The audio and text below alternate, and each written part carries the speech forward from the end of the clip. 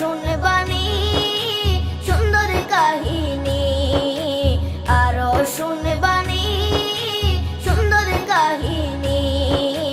জান্নাতের ওই রুমে রুমে লেখা নবীর নাম, জান্নাতের ওই রুমে রুমে লেখা নবীর নাম। নবী রহমতে আলম নূরে মুজাসসম, রহমতে আলম নূরে মুজাসসম।